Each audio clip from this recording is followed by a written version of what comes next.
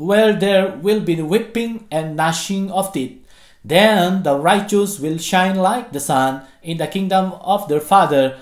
Whoever has ears, let them hear. Whoever has ears, let them hear, sabi ng Panginoon.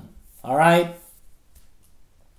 So, itong parable of the weeds, kung babalikan natin itong verse 27 ng chapter 13, sabi niya, the owner's servant came to him and said, Sir, didn't you sow good seed in your field?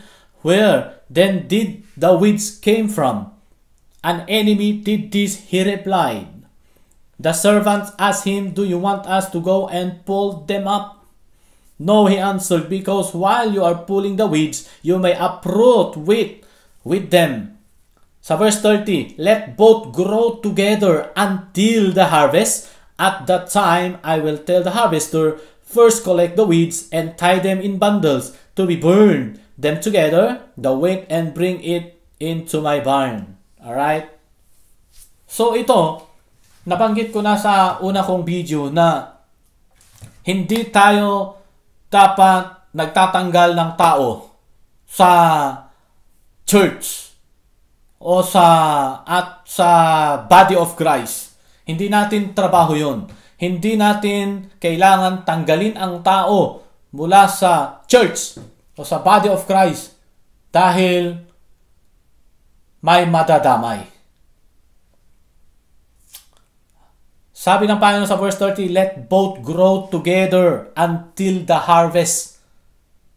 So, ibig sabihin, kung mayroong nagkamali na kapatid, okay, pagsabihan natin na mali ang kanyang ginawa.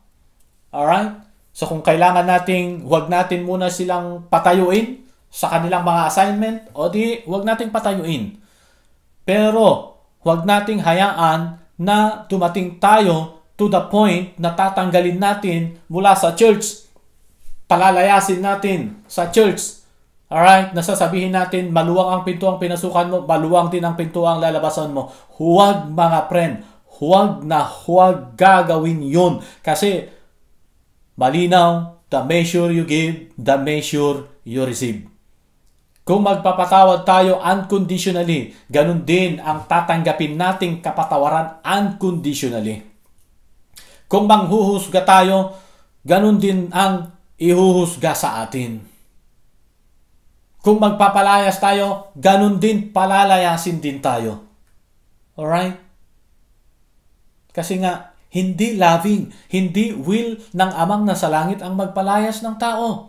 Na palalayasin natin sila, na ile-label na sila ay rebellious, sila ay disobedience, sila ay conspirator. Huwag. Dahil yung mga judgment natin na ganon, yung mga pangle-label natin na ganon, ay babalik din po sa atin iyon. Dahil kung ano ang iyong itinanim, ay iyon din ang iyong aanihin.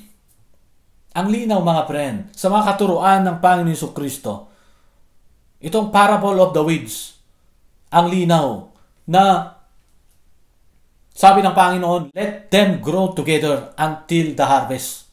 Dahil ang Diyos, ang trabaho niya ay magtuwid. Ang trabaho ng Diyos ay maghusga, mag-judge.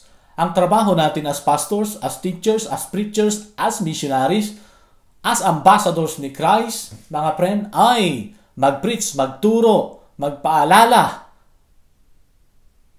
sa mga katuruan ni Jesus. Ngayon, paano natin ituturo talaga ang katuruan ni Jesus? Tayo mismo hindi natin naintindihan.